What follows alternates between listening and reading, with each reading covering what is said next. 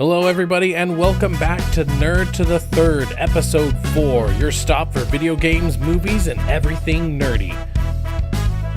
Today, we're bringing you the Power of Three with your hosts, Nick, Nate, and the ever-rotating third chair.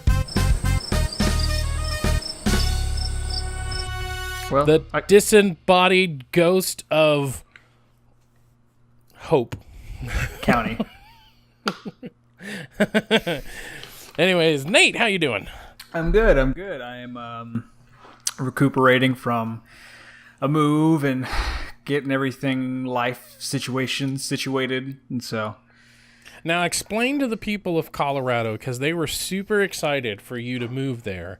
Explain what happened, because you didn't end up moving there. Correct. I moved to a larger city about an hour and a half away from where I was.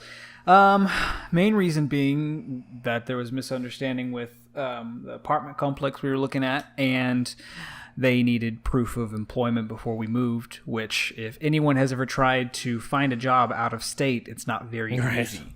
So that combined with the fact of we having a very difficult time finding jobs through numerous services, we're like, well, let's kind of take that as a sign. Let's try something else.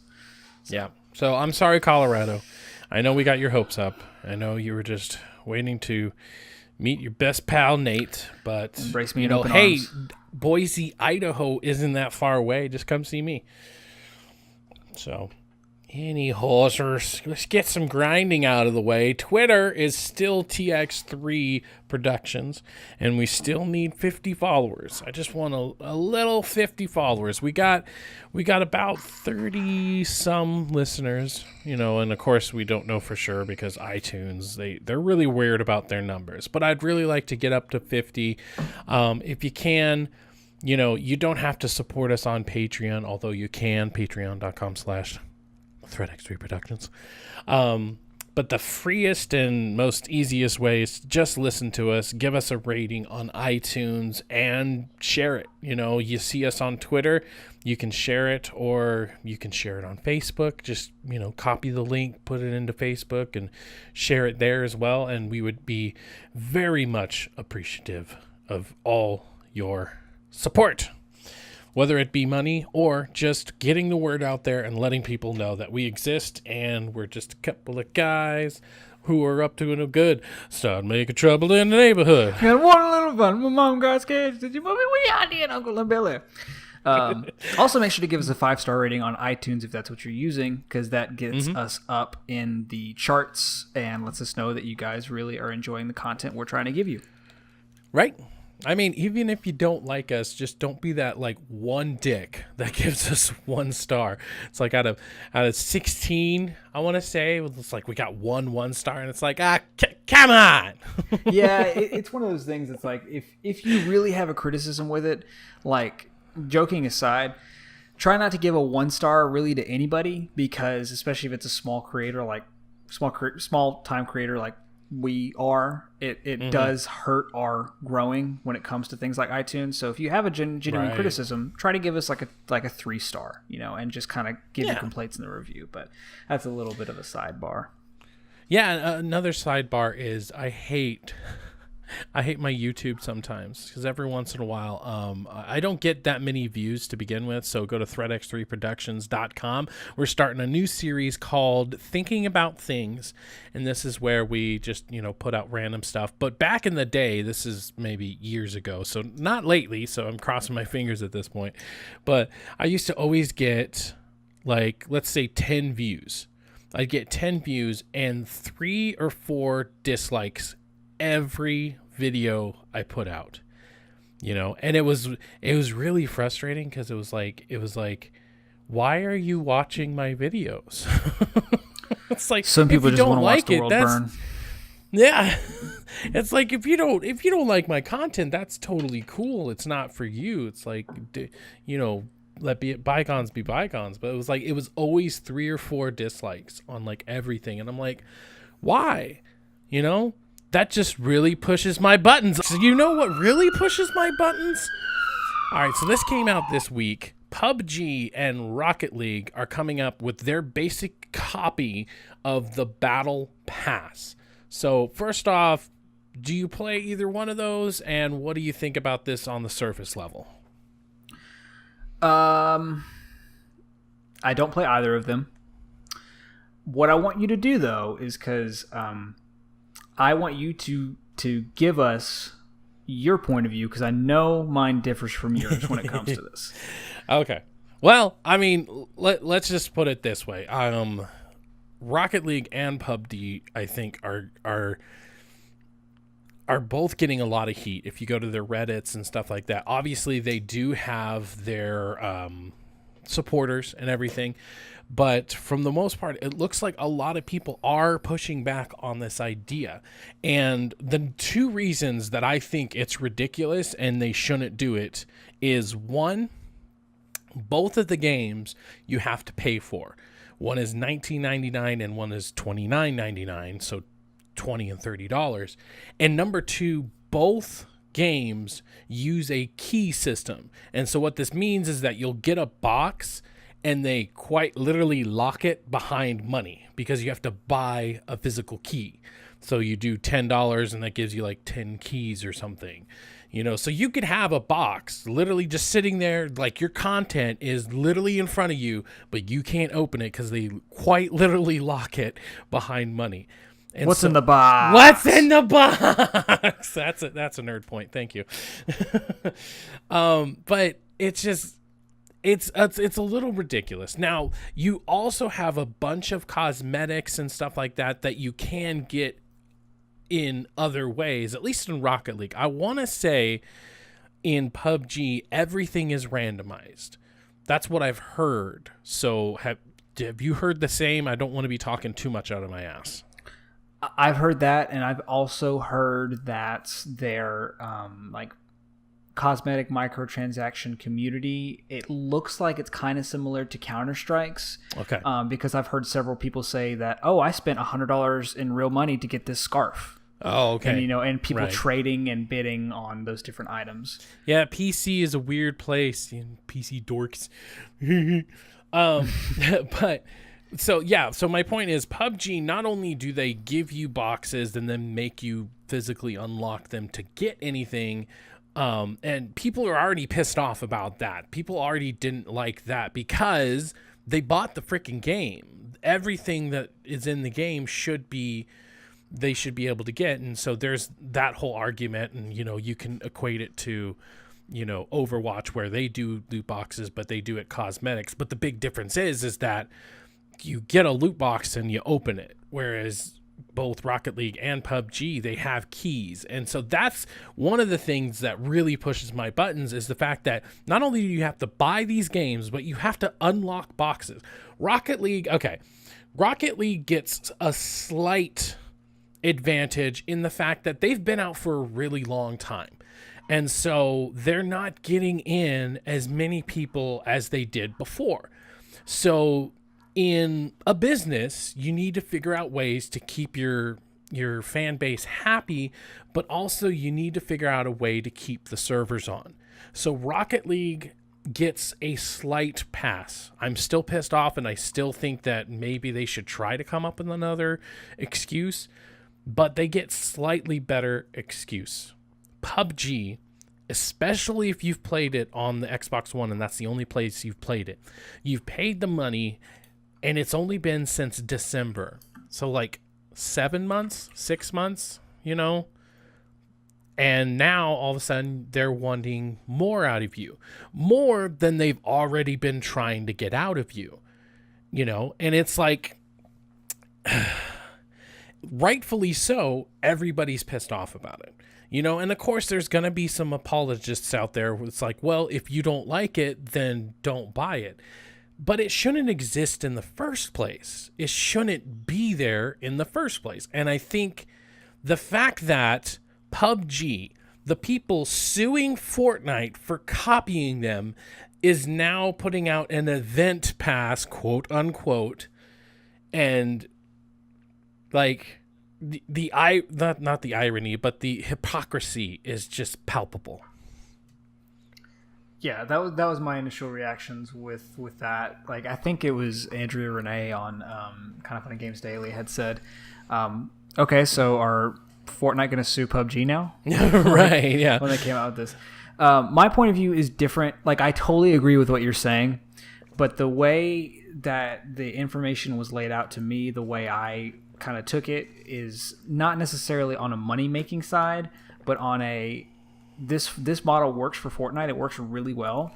Because they're free. Exactly. Sorry. Yes, but I see it more as a, hey, let's do this to keep our player base going, to offer different things. Now, because I don't know the key system in either of the games, I can't really speak on that. But when I heard the news about it, I was like, okay, that's interesting. They're trying to keep their player base alive because PUBG in particular is like just yeah, exactly. Like Fortnite is just constantly overwhelming, and the fact that Fortnite came to Switch just only a week ago, I mean, that's an even bigger stab. And you combine that with the recent video that Xbox put out with them.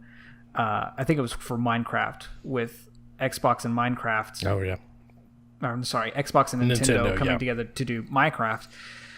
It kind of shows that Xbox not really paying attention a whole lot to PUBG. Like right now, they're focusing on this cross-platform play. Yeah, and I mean, the little bit of defense, like I don't want people to be like, oh, well, he just likes Fortnite and that's why he's making these assumptions. It's like, I only have access to Fortnite and H1Z1. And in all honesty, I kind of like H1Z1 better. So I'm wondering, like, if I do finally get to access PUBG, I might like that more than H1Z1. So it's not about what game is better, what game is more competitive, what game has a higher fidelity, what game has better gameplay. The fact of the matter is, this is a game that literally locks something, makes you buy a key, and makes you pay for it up front in the first place. And so the fact that Fortnite, it is a free game, it does have a battle pass, it does have, in my personal opinion, super expensive skins. Like, you can spend $15 on a single skin, and that, to me, is a little ridiculous. But to counteract that, they're like, hey, what about just a $10 thing and you get a crap ton of skins and you get enough V-Bucks to buy the next season pass, It's just, it seems so money grubby because they're just like, oh, here's a trend, let's jump on it. It'd be like, I don't know, if Call of Duty came out with a battle royale or something. You're gonna just try to dig that knife deeper and deeper. Yeah. No, see, to kind of just give it like a non sequitur, the battle royale is not what I'm worried about anymore. It's the stupid Call of Duty pass situation, the Black Ops pass. Mm-hmm. That's going to be, and that is the hot button issue right now. Everybody is talking about the Black Ops pass and how stuff like what they're showing really can't exist in this market anymore. Like season passes, it lived on through that. Like it was cool in that time, like everyone dealt with it. But now that you have these things like the Fortnite pass, for example, where it's like, hey, it's $10 and you get all the stuff and it's a concurrent thing. Yeah. And especially in the model of multiplayer games with free maps. Mm-hmm. So for you to block these maps behind another season pass in 2018, a lot of people are like, that's not really good. Right. And I think the fact that they are trying to rebrand it, it's like the YMCA is now the Y. They rebranded. Why did they rebrand? So that people would know that they rebranded. That's like literally the only reason they did it. And so now here you have this. It used to be called the Season Pass. Now all of a sudden it's just the Black Ops Pass. It's like they're clearly trying to rebrand it to like make it seem like it's something different. And it's like it is, but so far in all the wrong ways. And it's like on the one hand, it's like, okay, you want to buy the season pass, but yet people are complaining about, oh, well, I can't buy each individual map pack. I don't understand that particular argument other than, maybe you just don't have the money. You don't have the upfront $50, but maybe you have the $14.99. So I can get that part of it, but I don't know. It's just, well, the problem with the Black Ops pass is, sorry, go ahead. The problem with the Black Ops pass that everyone's pissed about is that you can't do that anymore. You cannot buy the individual map packs anymore. It's only the Black Ops Pass. Yeah. Now, and to it counteract is that, the they are doing what they did. upfrontness of it as well. Yeah. Now, to counteract that, that's something I do like about it is they're doing the Modern Warfare 3 route that they did. Whenever they were introducing Call of Duty Elite, they had a drop every month. So you had 12 drops for the year, where instead of having a quarterly map pack where it's like 4 maps and stuff like that. So I do like the fact that every month they're dropping something, because that was really cool in MW3. It gave you something to look forward to that next month. Right. But it gave you an excuse to keep playing. It doesn't make up for the other end of, I can't buy the individual map packs anymore. Yeah. I mean, I everybody's looking at it so negative, but it's like I do believe they were trying to head in the right direction. It's just with EA overcorrecting and just going straight up free, it makes Activision look bad. It makes them look really bad. In my opinion, the Black Ops Pass is better than a normal season pass, other than the fact that you can't, buy it individually or whatever. Correct. But in my opinion, having it come out throughout the year rather than chunk, because then you had like 2-week spurts of people playing the game and then never playing it again, and then 2 weeks is playing. Whereas now, if they time it correctly, there's 16, because there's also 4, zombie maps. There's 16 altogether. If they time it right, they could do it like every 2.5 weeks or something, and they'd have something every 2.5 weeks, which would give people something to do constantly. They do that on top of like weekly challenges and stuff that they've been doing for a while now, and like it could be really nice. But unfortunately, it's like they went up after Battlefield being like, we're gonna be free. So it's like, and I mean, I don't know. It's weird because, like I said, it's an overcorrection. EA is not doing it because they think that that's what the players want. They're doing it because they know they have to. Not to say that it's not a good thing, because it is. It's like, oh, well, great, thank you. But they're not doing it out of the kindness of their heart. There's going to be some money-grubbing ass shit going on when we're talking about like cosmetics and stuff. Like they're already showing like you having face paint, and it's like, well, how much is that face paint gonna really cost?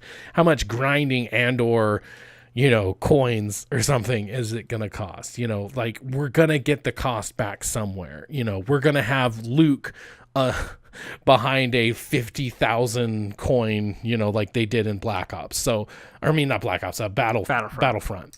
And it's stuff like that I think is going to happen. But we're getting a little off course. Kaboom. I mean, that's pretty much it. You got all these battle passes and all these people, like, it's just, I don't know. In my personal opinion, it's just when you're already paying for a game, like, just give us the full game. Give us a God of War. Give us a full experience.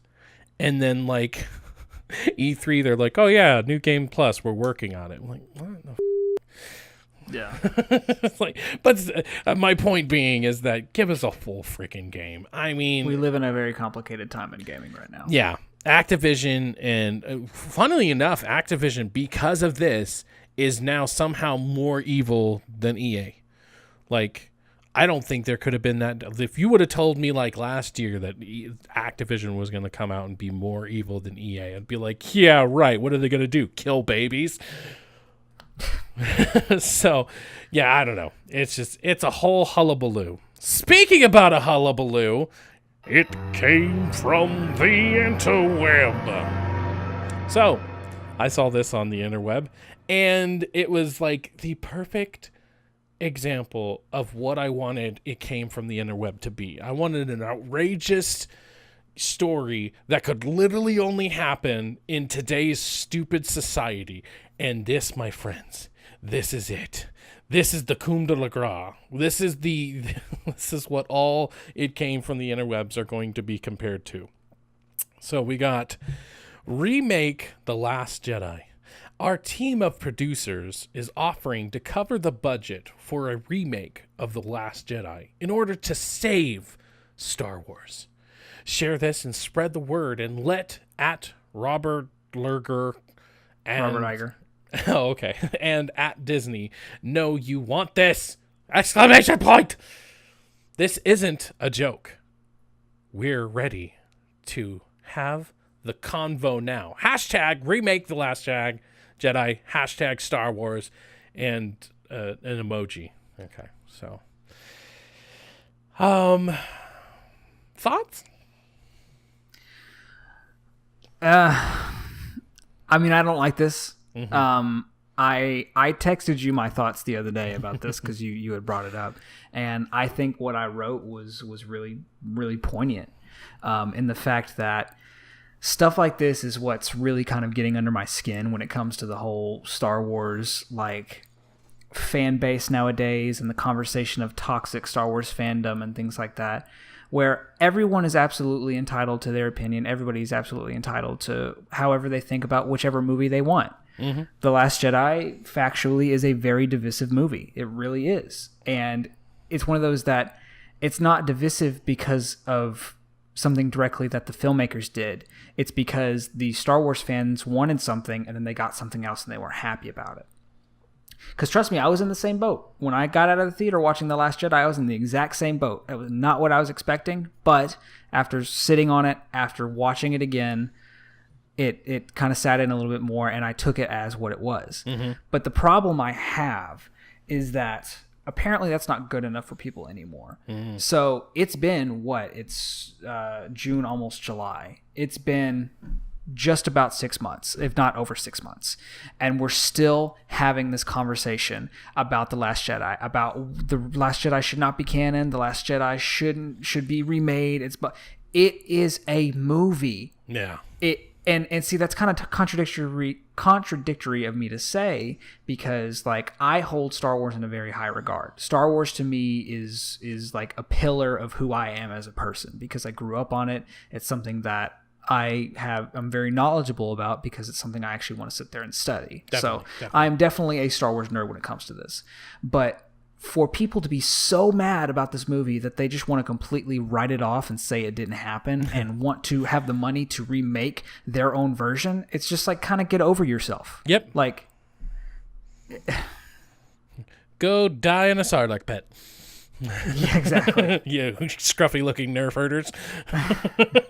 Because there's a difference. You know, a lot of people that I know express their thoughts and reactions to Disney in a very civil way, saying, hey, I understand where you're going. This isn't exactly what I wanted. Yeah. But then you have people who are doing this. Like this, I don't consider this toxic, but this is just like kind of on Disney. And it's like, it's not Disney or Rian Johnson's fault. Mm-hmm. They had an idea of where they wanted Star Wars to go for the future, for like generations to come. And I think at that point, for what it is, it's totally fine. It sets a really good starting point for a new generation of Star Wars fans. Right. Just because you didn't like it and you say it ruined your childhood, which is a bullshit response. Like, it's no. Yeah. That's not cool. Well, I mean, I am on a different side of it, but we're still ending up at the same place, because you liked it and I liked it at first. I kind of had the exact opposite reaction to you. So I watched it, and by the time I watched it, it came out to Redbox. We rented it at Redbox, and so we watched it in the comfort of our own home. And like, I watched it, and I think what happened is I was expecting to not like it because of everything I've heard about it. And I've been trying to avoid it so much, but it's like, I knew how divisive it was. I knew how much people hated it. So watching it, after I got done, I was like, actually, that wasn't that bad. What were people complaining about? Like, this is fine. It's a good movie. It wasn't like, it didn't blow my socks off, but it was good. But then I started thinking on it, and I was picking it apart, and I was like, I don't like it. I'm the same way you. I grew up on Star Wars. I love Star Wars. I've seen the original trilogy I honestly don't know how many times, but it is something that was really divisive in my own soul, because it was like, I like Star Wars, and it's not like I'm one of these haters out there, or one of the it's weird because the people who hate it are uber fans, but the people who like it are also uber fans. It's such a weird divide. One of the most true things I've heard, whether it be for or against, one of the things that I think sticks out is the fact that they should have had a plan all along, because J.J. Abrams set up something and somebody else didn't follow through properly, I think. I mean, they followed through and it changed Star Wars forever now, and, some people are okay with that, and, that's fine. Let me wrap it up, because I don't want to go too far into the rabbit hole, because this isn't about liking or disliking Star Wars. It's about some idiot online thinking that he can remake Star Wars. And so let me be the first to say that I hated it in many ways. I think that it was very pretty, and it was a good story in some parts, but there were certain things that definitely ruined it for me. It ruined it for some people, and some people, like you, Nate, were able to look past certain things, or you were just there to have fun, and that's great. But as much as I hated it, as much as I disliked it, and just I could pick it apart every day, all day, and tell you everything wrong about it, I don't think that I would ever think to myself, well, let's just remake it. All those people who worked really hard on it.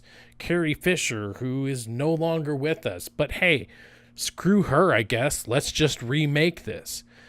Whether or not you like it, it was Carrie Fisher's, last movie.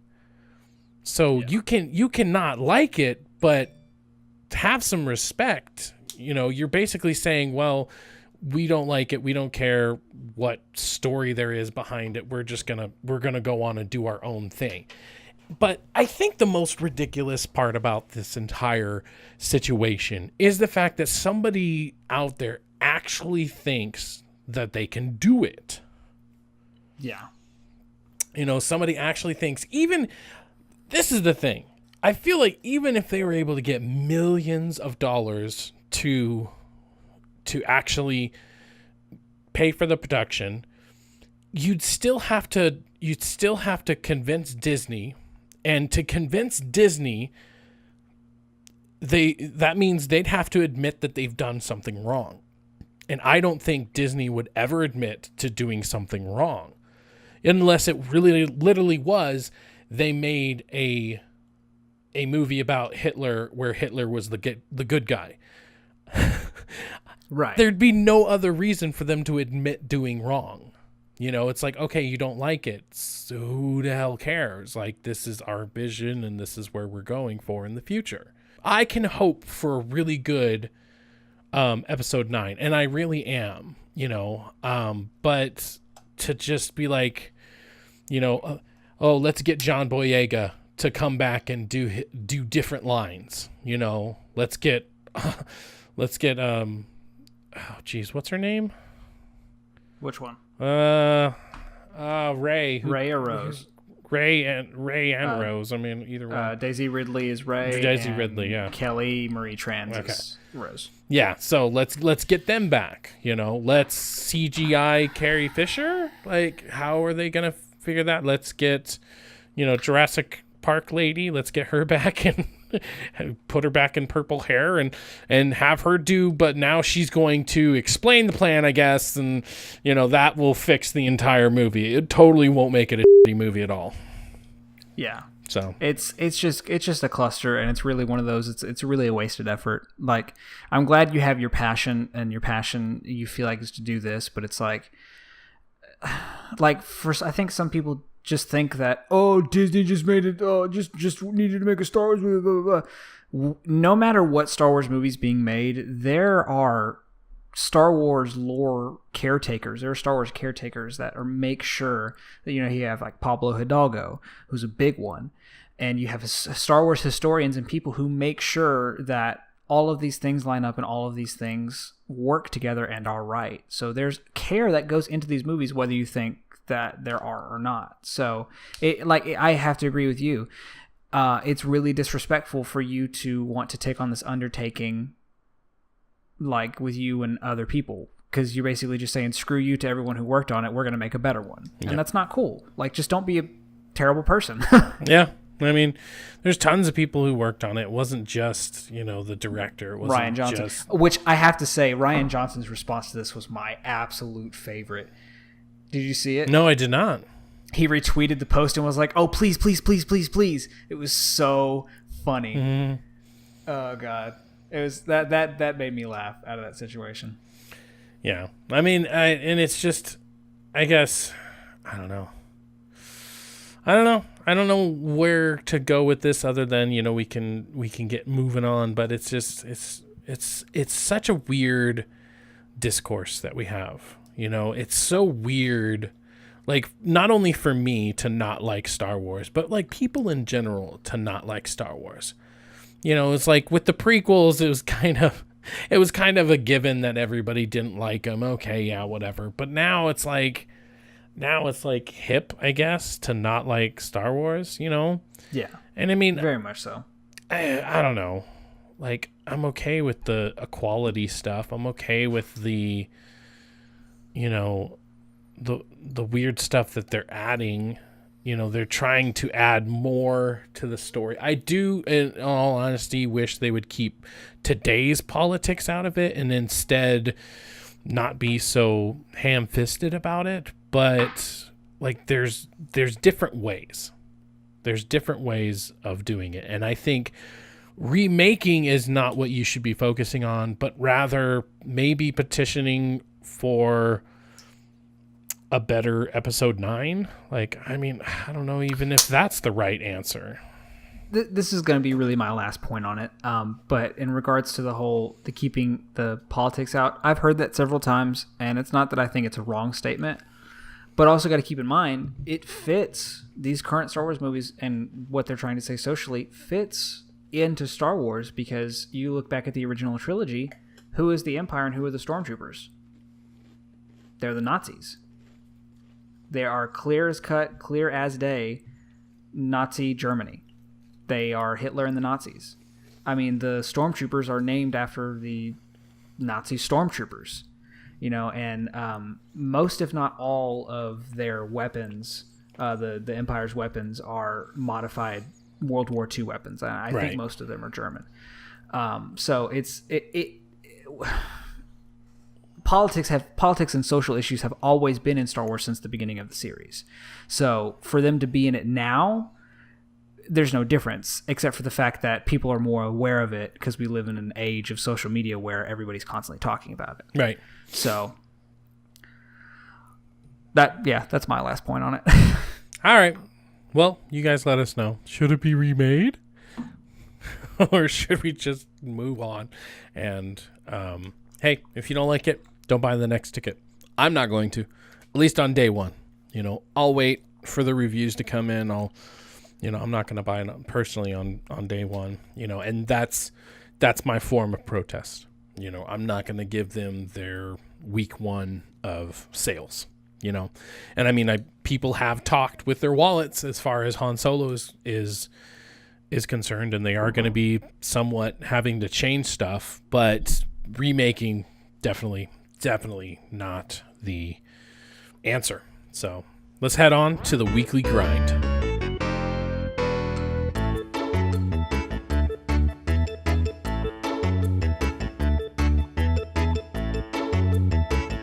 All right, so now that we took a nice shot of depression, let's try to jack it up a little bit and talk about more happier stuff. So, what have you been doing? Well, I have been doing a whole lot of, in my off times, because I've had a lot of off time for some reason. I've been playing a lot of Fortnite on Switch in particular. Ooh. And that's honestly the most that I have played Fortnite is on my Switch. I actually just got my first victory royale the other day. Woohoo! But it's I think it has a lot to do with the portability, and just it's kind of one of those things. When I sit down on my PlayStation, there's other games I want to play besides Fortnite. But Okay. right now for my Switch, the Fortnite is kind of my dedicated app because I can just pick it up whenever, play a couple matches, put it down. So that's why I personally like it the most on Switch so far. Yeah. Plus, maybe not as many people are good at it, so you still feel like you can do stuff. Yeah, that does have partially to do with it. There's not so much hardcore building going on yet. Yeah. But that'll probably change. Other than that, I've just been playing a lot of Titanfall 2. Woohoo! A lot of Titanfall 2. Like, I, for some reason, am very good at Titanfall 2, better than any other shooter. I have no idea why. Yeah, I've had that same thing happen to me. It's just the controls. It's the smoothness of everything. I can just hop in after not playing for weeks, and I still feel like I know what the hell I'm doing. Yeah. The locomotion in the game is just superb. Everything about it's just refined, and it's just a fantastic shooter. It's probably one of my favorites, like as of right now, because it's the one I keep going back to. Yeah. What about you? Well, a couple things. First off, Jurassic World 2. Oh yeah, I did do that as well. Yeah? Good. What were your thoughts on it? Well, so going into it, like, there was a lot of negativity around it and a lot of bad reviews. And luckily I was able to skip that before going in, but go on. Well, see, yeah, well, either way, even though I saw that, I'm like, it's a Jurassic Park movie. I'm not going to be sitting there trying to watch it critically. It's Jurassic Park movies, except for maybe the first, because the first one critically is really fantastic. But even still, like, it's a summer movie about dinosaurs. It's a popcorn flick. Yeah. Go and enjoy a popcorn flick. And that's exactly what it was to me. I actually made the mistake of posting on a Facebook group, hey, what's everyone's issue with Jurassic Park 2? And boy, did I get seriously, guys, like, what's your issue? But I will tell you one thing. This is going to be my rant. These movies make me so fucking mad. Both of these Jurassic World movies make me so angry. Why in every single movie are we making a new, more dangerous fucking dinosaur? We are such a stupid species. We don't even deserve to live. Jesus Christ. I'm sitting here watching this go on, and I'm sitting in the theater going, this shit is literally pissing me off. I'm like, why are we so fucking stupid? I just don't understand. Yeah. And it's weird because, like, that was, like, the central hook of the entire movie. Like, yeah, I guess it was for the first one as well. But after a certain point, it really just became more of like a disaster movie where, just a lot of bad stuff was happening. And yes, the Indominus Rex was kind of at the center of it all. But, I don't know. I love the setting. I in a way, I like the second one better than the first, but in another way, I like the first better. I think the first Jurassic World is a better movie, from plot start to finish. But I really like the fact that Jurassic World 2 focused on our downfall. It felt more of like, it was less about the park and more about, hey, let's show how evil we as a species are, kind of thing. Yeah. I mean, the first one I personally really liked. I felt like it did a really good of recapturing the wow factor, because that was one thing about the very first one that a lot of people liked about it, is that it was the spectacle of it. So the first half of the movie being very similar, obviously to a lot of people, they didn't like that, but it's like that it helped recapture it, put us back into this world and made us remember why there would be a park like this. And then there was a bunch of, bad stuff that happened. And in this one, I I did really like the repercussions of the first movie. I feel like they did a good job of showing us what would have happened afterwards, and the fact that, now there's a volcano. It's like, okay, here's all these clone things that we just got in trouble for because they just created a huge, PR blunder, but are they living? Do they, oh my God, what is wrong with me?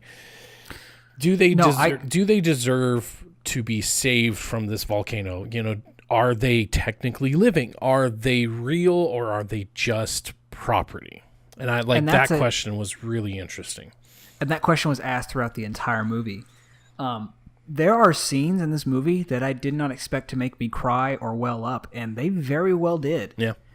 You know which one I'm talking about in particular, when the ship's going away. Oh yeah, right. My wife actually cried. Like she was like, that is so sad. But it really is interesting that point of view that they try to make throughout the movie is for you as a person to what's your point of view is what they're trying to ask. Basically, do you think these beings should live, or should we let them die? Pretty much. Yeah. Something I think is kind of interesting that I thought about last night right before I went to bed. Have you noticed that in these past two movies they made the T-Rex be the hero of the movie? I know, right? It's like, whereas in the first one, man-eating thing that the first one, it was the T-Rex was, oh my God, that's the big bad, and now the T-Rex is the hero of the movie. Pretty much, yeah. I mean, they've kind of kept, and I think it is just his iconic nature, Yeah. I do like how we got a little bit deeper. No spoilers, but we got a little bit deeper into Blue and oh God, what's his name? Owen. I wanted to say Oscar for some reason. I don't know why, but Oscar was coming to my head. Anyway, so Owen and Blue and their relationship, how he trained her and everything, that was really interesting, and it just made me feel even more connected to this thing, essentially. It was just a thing before, but getting the backstory of that, I felt was like very, very important. Yeah, we also got really deep into the lore of the universe with some of the other characters, going back to John Hammond. Yeah. Which I thought was really interesting. There's a lot that this movie does, I think, really well. There are giant plot holes in this movie, for sure. Yeah. But I'm not watching this movie very critically. Yeah. I will say, though, the ending of the movie is exactly what I wanted it to be. Yeah. It is it is exactly definitely, once again, no spoiler, guys. It was definitely like it made you think what's going to happen next. Obviously they want this to be a trilogy. That'd be one of my complaints, and I don't necessarily, I'm not trying to be too nitpicky on this particular item, but that is maybe one of my complaints, is the fact that it's like it was super heavy-handed that they were trying to set up another movie. Whereas Jurassic World, even though it's like they left little breadcrumbs, it wasn't like punching me in the face that there was going to be another movie. I felt like Jurassic World was its own movie. It was self-contained. If I watched it all by itself, even without even knowing about the first three, I feel like I could watch it, I could enjoy it, and that's all I would need from it. But this one, because it's like the middle of three, it really had to set up certain things that I don't mind, but I don't feel like they needed to be so heavy-handed about it. Yeah, I could agree with that. Yeah. It's one of those things that, to relate it back to Star Wars, that's where I'm coming from, though, is I'm just taking this movie as it is. Mm-hmm. I'm not trying to look at it on a very critical level, which I feel like more and more, and maybe we can do a topic about this sometime, more and more people are starting to watch each individual movie as critically as possible, when some movies just aren't designed like that. Some movies are just designed for you to kick back, eat some popcorn, and just enjoy the movie. Yeah, we kind of talked about it a little bit when I watched Ready Player One. Same subject kind of came up, and the fact that, hey, just some movies are just good. Every movie doesn't need to be great. And I feel like if I do look at it from a very surface level, it is a good movie, and the sequences were really nice. It is, unfortunately, if I do start looking at it with a critical eye, that glaring red flags come up. Just glaring, just oh my gosh. The one thing is, this had no spoilers still. This movie had so many Deus Ex Machinas, and it's like, I understand that you need to have this big like hero moment, for instance, but it's like, do you have to make it so obvious? Like, sometimes, not all the time, but in this particular one, it really took me out of the experience. Like the last movie, the Indominus Rex ends up right in front of the water, and it's like, it's coming, but when it finally happens, you're just like, whoa. Wow, I thought it was going to happen, but I wasn't sure. And then it did happen. I'm like, I'm just like speechless. But in this one, I feel like they telegraphed it way too much, way too obvious. And I don't know, like it does take me out. It reminds me that I'm watching a movie rather than experiencing a story. No spoilers. Are you talking about something that happens right before the end in particular? It's like, okay, this character, and there's a out of context. I'm talking about Skylar. Out of context. I'll just set up a basic scene. This could happen in any action movie, and you'll know exactly what I'm talking about when I describe it. A subject A is standing there as subject B is being very threatening. All of a sudden, subject 3 comes in and saves the day.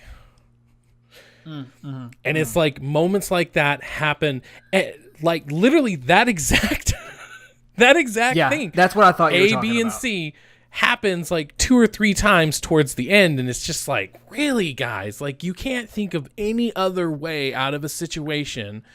This guy is supposed to be, a hotshot hunter and survivalist and stuff. Like, that's what we're led to believe from him, is that he's like this hotshot survivalist. He can go out and build his own cabin in the woods and survive.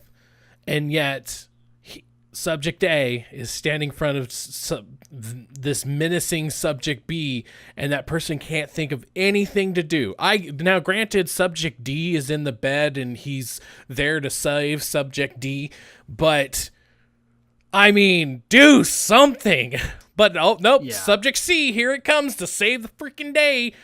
It's like things like that. It's so, like I said, it's so telegraphed, even more so in these ones, I feel like, than like the very first one. Like, a good example is the end of Jurassic Park. So the very first one, they're sitting there, the velociraptors are honing down on them, and you're just like, what's going to happen? What are they going to do?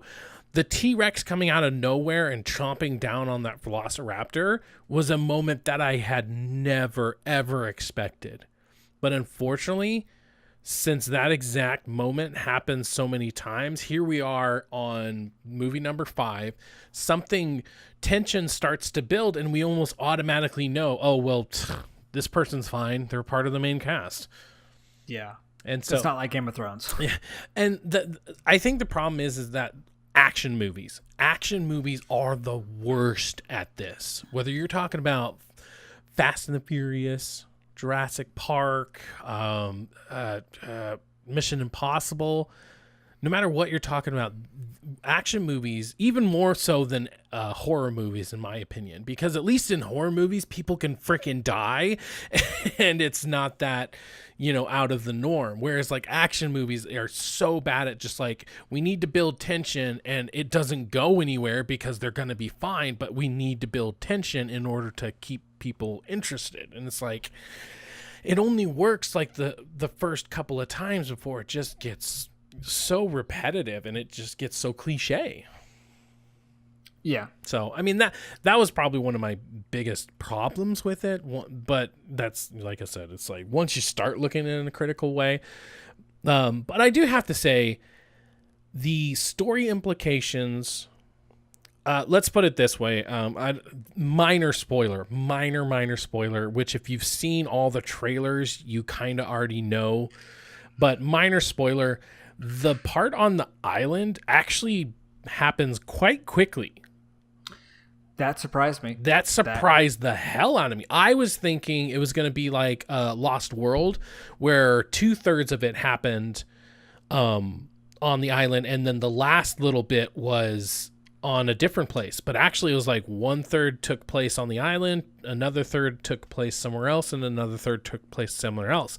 And that was actually really refreshing, I have to admit. Yeah. That kind of goes into my earlier point of that I like how they focus less on the park and more on the human characters and how they interact and how they handle the situation with the dinosaurs. Right. And then just honestly humanizing the dinosaurs. That sounds weird, but yeah, humanizing the dinosaurs I thought was a really good thing, because all of the other parks and worlds, all it was here's an animal and it's property. And so this one brought up the question that like should have been brought up, I feel like a long time ago. Like, are these things living? Do they have rights? Like a bear in the middle of the forest, it has rights. You're not just supposed to kill it unless you have a license, right? So does this Tyrannosaurus Rex, does this raptor, do they have rights? Do they have feelings and stuff like that? And so that was really cool, and I feel like the story implications were really well executed. Some of the other things, there was a couple of missteps here and there, but overall I feel like it was a really good movie. Wasn't great, it wasn't Oscar worthy or even Razzie worthy, definitely wasn't Razzie worthy, but it was definitely a really good movie, I think. Yeah, it's definitely a great summer blockbuster. Yeah, I mean, it's one of those that, and there were a lot of kids at the theater I went to, which I was kind of surprised by. But it's just now you have another choice if you don't want to take your kid to go see The Incredibles, which you absolutely should. You can also take them to Jurassic World. Wait, now have you seen Incredibles too? No, not yet. Oh, I want to so bad. I do too. I want to so bad. All right, so now we're gonna move on to a nice little segment we like to call My Favorite Ever.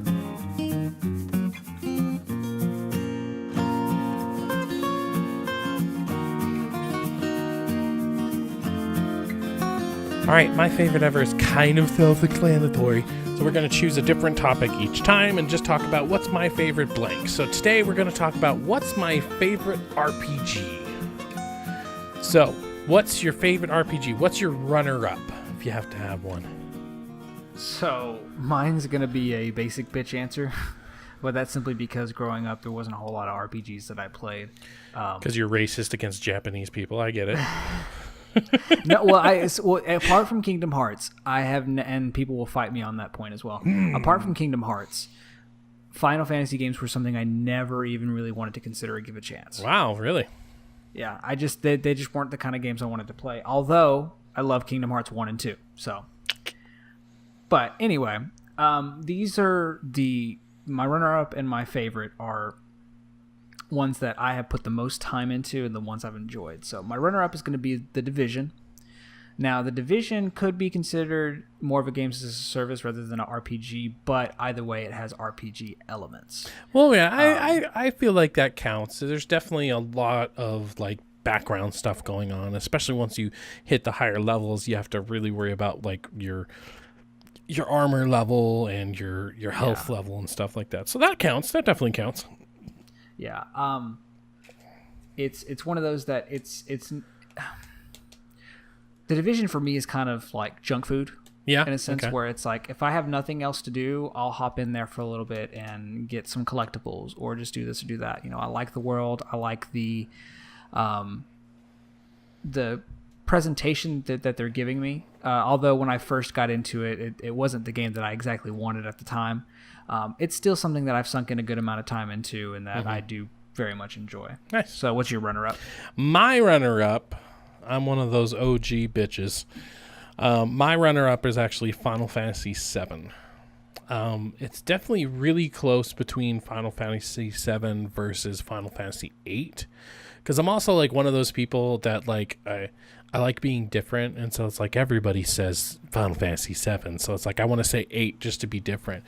But I think it's just the characters in 7 that really set it apart. I like 8, but I also kind of feel like there's 2 central characters in 8 that you give a shit about, and everybody else, like, I could literally not even tell you who the other people are. So, whereas, like, I know Cloud, I know Tifa, I know Aerith, I know Barrett, I know Sid, I know Vincent. Vincent, he's such a badass. I know all those characters, and from 8, as much as I love the story and I like what they did with it, and the fact that it was like just really different from 7 and really different from obviously any other thing they've done since. Squall, that's it. I think one of the bad guys is a queen or empress, and so they just call her the Empress. But, like, does that count, really? Remembering her name, does that really count? I don't think so. So, like, yeah, I really like that we're getting another one, and I really like, as much as this might be blasphemy, I like the fact that it's not going to be a turn-based system, because I just feel like action-oriented. Yes, it's an action-oriented thing.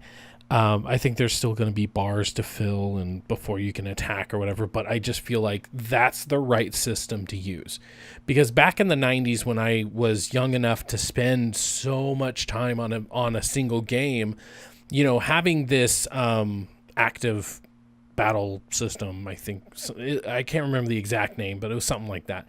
Having this turn-based, basically, system was okay. I'd input my thing, and then a couple seconds later they'd do the thing, and I'd input another thing, and I'd get it was fine back in the day when I had the most endless amount of time to sink into a game. But nowadays, like, I am so glad that we're getting a more action oriented. I get to see like what Cloud looks like when he does this big, like, ground pound with his sword, and it, like, like, just particle effects going everywhere. Like, that excites me, because it's like the story was what kept me going. It wasn't really the active battle system. It was the story. It was how intriguing it was. It was the characters themselves that kept me going and kept me reading, because another thing is, nowadays, I don't think I could read that much. Right. I honestly think, as an outsider, Final Fantasy 15 really was the key for everybody at Square, because, like, the engine that they've made and the mechanics that they've made, from my understanding, at least from what they've said, using those mechanics and those properties, that it will be easier to make Final Fantasy games going forward. Yeah, we'll see. As long as it doesn't take 10 fucking years. I mean, I think anybody will be happy if it takes like fucking 2. Yeah. Oh, it won't take 2. It's like saying whenever Kojima and Konami split, they were like, "Oh, we'll see the next Kojima game in 2 years." Like, fuck yourself. Yeah. Yeah. Same right. concept. Yeah. So for me, yep. What's your number one of all time? Time. Basic bitch answer, mainstream answer, Skyrim. Elder Scrolls V Skyrim is my favorite RPG. Mm-hmm. It's the one that I have sunk the most time into, the one that I have played on multiple consoles multiple times, the one I have countless memories and experiences from, and it's easily my favorite RPG of all time. Nice. I've got so many great stories from the game. You've probably bought it like 3 or 4 times. Well, right now, kind of, yeah. I bought it on... I never bought it on PlayStation 3. Do you have the fridge version? No, but I really want... I plan on getting an Echo sometime soon, and I'm thinking about getting the Skyrim Very Special Edition. But I okay, now hold on. Is that a real thing? That's a real thing. It's a real... Wow, real. I thought they just got... I just thought they got Peel in there to like joke around or whatever. That's a real fucking thing. Yeah, it's basically you're you're basically playing like a Dungeons and Dragons campaign. Wow. Like, that's an absolute real thing. Okay. It's pretty cool. That's cool. fucking awesome, honestly. Yeah. I actually do have it on Switch though, and even though I mainly played it on Xbox 360 and that's where I have the best experience in, I think Skyrim fits perfectly on the Switch. Yeah. Because it's a nice meaty RPG you can take anywhere you go. Yeah. And because it's so old, it looks good on the Switch. God. I mean, I'm just saying, like, you go back and look at Skyrim on the 360 and it does not look pretty. Yeah, it was never a graphically. The thing about that and Fallout and everything, the thing about those is that they were never the best looking games. They looked very... Sorry. They were very basic. They got by. But what really... I think what always impressed me, whether it be Fallout or Skyrim, what always impressed me and what always took my breath away is the detail. The absolute sheer amount of detail they put into everything. Everything is an actual object that, you know, it takes up space in the world. You know, and like, especially like Skyrim, for instance, when the loading screen, you can have it, you know, twist around and you can look at it, you can zoom in, zoom out, you know, putting that amount of care and detail into it was what's really cool. Did it look the great? Even when it very first came out, did it look as like the most, you know, up-to-date thing? No, I think Crisis 3 or something right around the same time looked like way freaking better. If we're talking about like, it was like, yeah, it was like different generations and consoles different. Like, it looked really good. Yeah, I mean, like, as far as graphic fidelity, like, yeah, Crisis looked way better. Crisis was always like the pinnacle of like, if you want a game to look good, you need to make yourself look like Crisis. And Skyrim, like, in comparison, was like a PlayStation 2 game. Yeah. If we're talking about just like comparing them. But it was never about that. It was about like looking at an axe and like seeing the detail like of the steel and like there's scratches on that and the way the wood looks and there's like cracks in the wood, and that attention to detail is what made it feel more alive, more lived in than something like Crisis that's so photorealistic. Because even though it's photorealistic, it still, you know, has that air of disbelief, you know. But you look at Skyrim and just the detail to like, you can pick up a freaking butterfly, for God's sake. Like, it might not be the best looking butterfly, but like that amount of detail is just unmatched. And yeah, so. And it also gave you, and this shows how in a vacuum it was. It also, in certain instances, gave you really good experiences to have. So like on the 360, I think it was a year after it came out with a new version that had Kinect compatibility. Oh yeah, really? And I had for whatever reason we had bought a Kinect, like one of the original ones, and it was cool because you could actually yell the dragon shouts.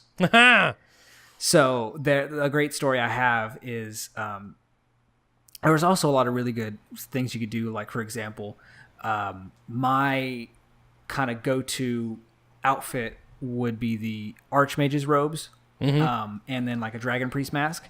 But if I went into battle, like with a dragon, I would say equip shield, and I would have it programmed to where it would put on a suit of armor. What? Yeah.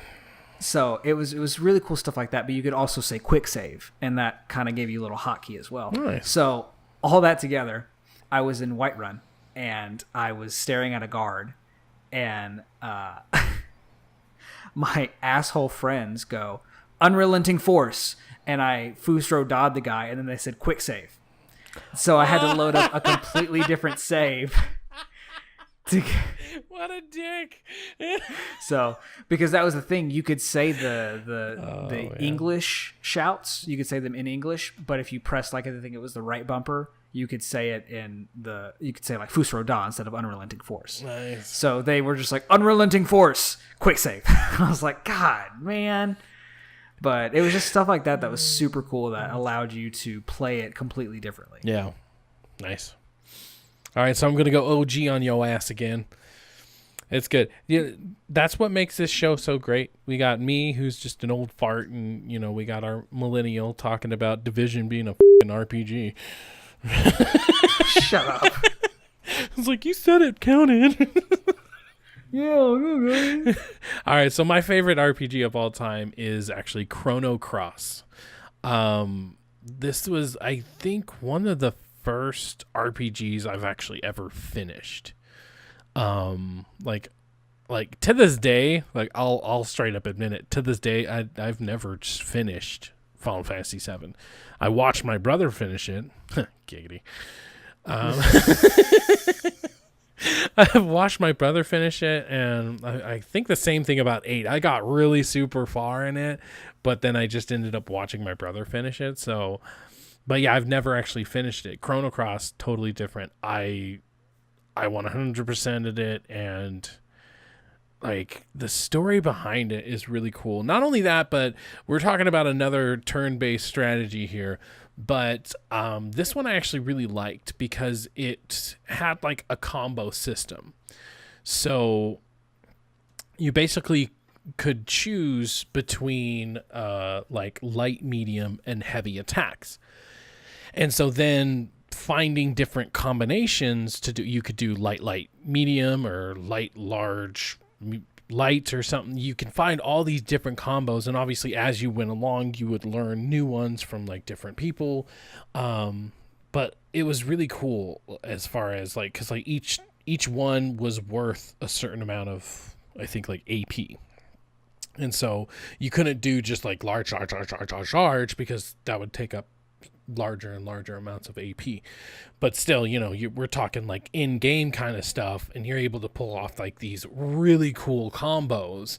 And so even though it was turn-based, being able to like basically make this cinematic of me fighting this monster because I was able to put in this really long combo, it's like, it was really cool. So not only that, but then the story being so amazing really helped it feel like an experience rather than, like I said, the reason Final Fantasy VII is my runner-up to this is that Final Fantasy VII, the battles were really just there in between. They were really just there as a means to an end. Did I say that right? Yeah, it means to an end. Yeah. I mean, they were really just there because I would have to defeat a boss, and then after defeating that boss, I'd get another story chunk. So me leveling up, or me making sure I'm at the right level, have the right equipment equipped, it wasn't because I wanted to, it was because I wanted to get to the next story thing. Whereas this, the story and the combat were so interesting all the time that, I liked getting into encounters. And one thing I know some people don't like, but I love, is there were no random encounters, because you could see the monsters on the screen. So you could decide, I want to run around this monster or something, or I want to fight that monster. You could even like see a monster down somewhere. It's like, oh, well, there must be something special down there because he must be, protecting it. So I'm going to go try to find my way to him. And I really like RPGs like that. I know it's super, super casual. It's baby's first RPG or whatever, but Let's Go Pikachu and Let's Go Eevee. That's one reason I'm kind of excited for. No random encounters and stuff. Too, like, honestly, that's kind of cool. I like the no random encounters. And so that for that reason, Chrono Cross, you got the battle systems, feels super cinematic. The story is super cinematic. And I mean, like, I like the cinematics you do get, I feel like you get a lot of them. Like 7, I think you got one every 5-6 hours of gameplay, whereas like Chrono Cross, I feel like it was like one every other hour or something like that. So it was very much a cinematic game, and I just, to this day, it's like I would love to find a copy of it and just play through it again. It's something I could, and I couldn't say that about like any of the Final Fantasies. As much as I love them, I think they'll always just be a memory. This one, I was like, I totally could see myself playing this one. Agreed. Totally agree. Even though you don't know what the f fuck you're talking about. Yeah, exactly. I'm faking it for the people, okay? I'm acting like I do. Yeah, okay. You hater. You OG Japanese JRPG hater. I see how it is. All right. So you guys, let us know what's your favorite RPG of all time, and let us know what's the next subject we should talk about. So let's move on to our open discussions.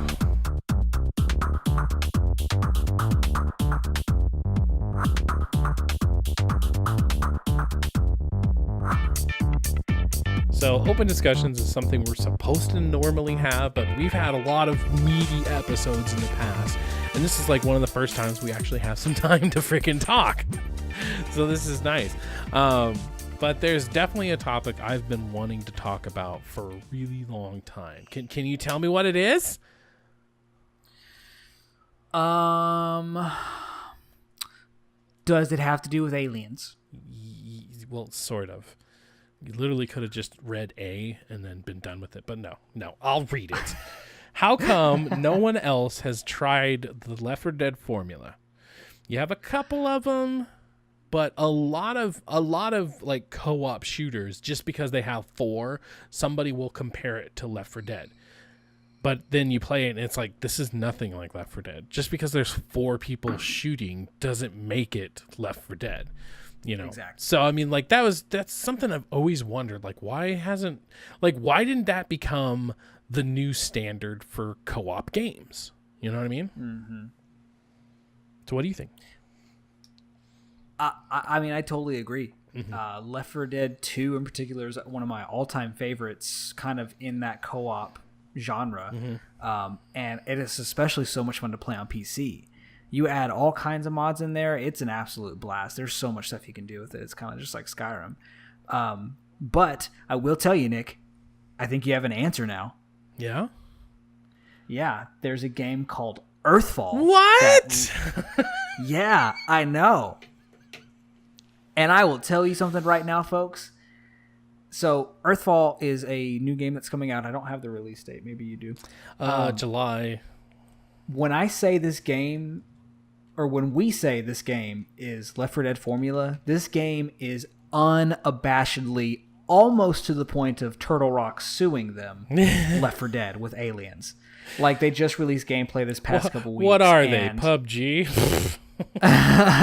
July 13th, by the way.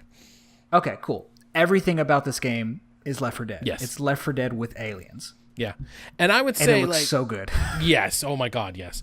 I would say there's a lot of games that claim to be Left 4 Dead like, but it's like, it's like roguelike or roguelite. There are a bunch about there that might be Left 4 Dead Lite, Lite. And that basically just means there's 4 characters and there's an enemy. Maybe that enemy has different types of enemies, and so it's kind of like it, but just very lightly. Then there are Left 4 Dead likes, and that's what we have here. This game is Left 4 Dead with aliens. Just plain and simple. It's Left 4 Dead, but now they're aliens. We get the same, like the HUD looks the same. The aliens, like, there's one that grabs you. There's one that explodes, you know. There's one called a sapper that's just like a boomer. Yep. So, I mean, it is funny because, especially because there's so many games that try to, like, I honestly hate when somebody uses Left 4 Dead as a descriptor, as an adjective or something, because it's like, well, is it really? You know, and I came up with a couple examples. If you like Left 4 Dead and you love the style of gameplay and you're like, well, why can't I play this but maybe as a bank robber? So Payday and Payday 2 are great games, and it's you know, first off, let's talk about this. What makes a game like Left 4 Dead? What would you think? Give me 2 like key factors. What would a game have to do to make it like Left 4 Dead? Non-scripted Hell yeah. NPCs. and simple physics, honestly. Okay. Two really good ones, non-scripted, absolutely perfect. The two There's an actual term that I can't think of when it's like Cuphead does it. Procedurally generated. There you go. That's what it is. Yeah. Procedurally generated NPCs and environments, and just non-scripted fun. Yeah. So those are definitely two really good ones. I'd also have to say a huge part, if you want to be anything like Left 4 Dead, but you somehow leave this out of the equation, then it's not a Left 4 Dead game, and that would be audio cues. The audio cues you get from Left 4 Dead, like I could like dream up stuff and nothing would ever come close to the sound of a boomer in the background, and you're like, oh, I gotta find this thing before it gets too close. Yeah, like the audio cues, because there's plenty of games out there that have tried the Left 4 Dead formula, but if you don't have the audio cues and you don't have the unscriptedness of it, I don't feel like you're a Left 4 Dead game. Because not only that, but then so my number 2 would be co-op specific actions. And so what I mean by that is if you play the game single player, which you can play it single player. It is not smart to, but if you play it single player, you can get grabbed by a hunter, or you can get lassoed by a smoker. And what's the other one? What's the one with the really big arm and it'll like grab you and like charge at you and stuff? The charger. Oh, okay, charger. So there's very specific co-op instances where if you're playing it by yourself and you don't even have bots, you'll fail the entire mission, you know? And so I feel like that is what makes a Left 4 Dead game, is that co-op is not optional. Co-op is a part of the game. There are so many games out, like Borderlands. You know, if somebody tried to call that Left 4 Dead but with RPG elements, I'd be like, hell no. That is not Left 4 Dead. Left 4 Dead doesn't mean... In no way whatsoever. Yeah. Left 4 Dead doesn't mean 4 people. Just because 4's in the freaking title doesn't mean that's what makes it a Left 4 Dead. Because in battle... I hate myself sometimes. In Borderlands, the only thing that happens when you add more people is that they get more health points, pretty much. They don't become more smart. They don't do anything different. Whereas in this, because of the unscripted nature of them, because of the fact that there are specific zombies that you have to treat a certain way, and you have to use co-op, like even down to the fact that if 3 of us are together and then one of us goes off to do something, that unscripted, you know, like the director or whatever that's telling all the zombies what to do, it will tell them to swarm that one player. So, I mean, that's what makes it a Left 4 Dead game. It's procedurally generated, whether it be where the creatures are spawning or something. It's the unscripted nature of them. It's the audio cues. And it's the fact that it is a co-op game first, and then you can add stuff to it, whether it be shooting or, you know, swinging a sword. Those 4 things, which I didn't even mean to do 4, I swear. But those 4 things makes makes a difference between Left 4 Dead Light and Left 4 Dead Like. So a couple of Left 4 Dead Light games that if you like Left 4 Dead, check it out. You got Payday, that's the cops and robbers. And so it fills out all the criterias, because it has specific moments like tasers. You can get tased, and if you don't have somebody to help you out, you have cloakers, which, you know, hit you with the baton. So if you don't have somebody to come help you, then you'll die too. You know, and the unscripted nature of it is everything is very randomized, you know. So then there's Vermintide, which is pretty much Left 4 Dead with rats instead of zombies. And same thing. it fits all the criteria. Everything is randomized. Everything is unscripted. It has co-op specific, rats. So it's very much, and now we have Earthfall, and I think that is like when I was trying to look up other games, because of course I tried to Google this, and it's like when I tried to, what other games are like Left 4 Dead? There are a lot of contenders, but only these 3 are other games that tried out the formula and in my opinion actually did good. Mm-hmm. The biggest problem I have, in the comparison with Payday, is Payday you've got a centralized goal, but it's a little bit more complex than that. Uh-huh. And Left 4 Dead, yeah, you have a goal, let's get to the end of the map, but that's not the reason you play the game.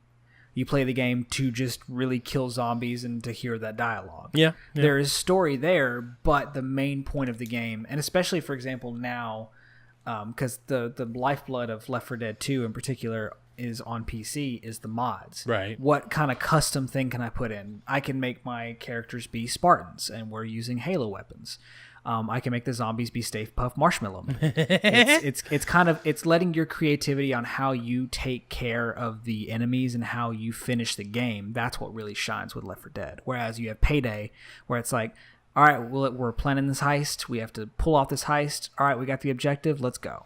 It's got similar elements like you were saying, but it's one of those that is the critical difference in between those 2 games. Yeah, I can see what you mean as far as but I feel like in the cavalcade of, all the things, if you type in, what games are like Left 4 Dead, there's a huge list, but honestly, only these 3 come close because of those things. Because it's not just, and I mean, Payday, that's probably the least, but it's still so much like it because of the random encounters, because procedurally the level itself might be the same, just like in Left 4 Dead, but certain elements, like if you're hacking a computer, it's not always going to be the same computer, which means that switches where you're going to be holding up, which switches the AI of the cops, because now instead of entering from like the front door, they're going to enter in from like the skylight or something. And so little things like that's what makes it a Left 4 Dead, but cops and robbers, should I say. So Cop robbers. Goddamn cop robbers coming in. You think they're the law, but they're above the wall. But yeah, I'm excited about this. Yes. If it's cheap, I don't know how much it's going to be. If it's cheap, I'll definitely pick it up and well, actually, there is another one. I don't even care. Killing Floor. No. No. Killing Floor is a glorified zombies from Call of Duty. That's all it is. Okay, that's fair. Yep. That's accurate. Yeah.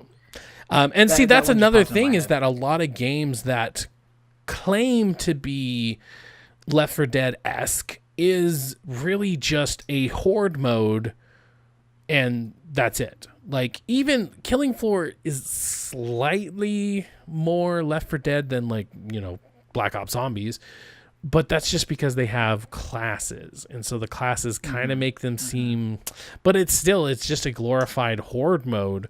Whereas, I mean, even if you look at another game, I want to say it was like Syndicate. It's like a lot of people tried to say this is like Left 4 Dead, and it's like, no, because really it's just, you go from point A to point B, there's enemies coming, and that was it. Like, that, nothing made it like Left 4 Dead other than it's like, oh yeah, let's have 4 people come on the screen.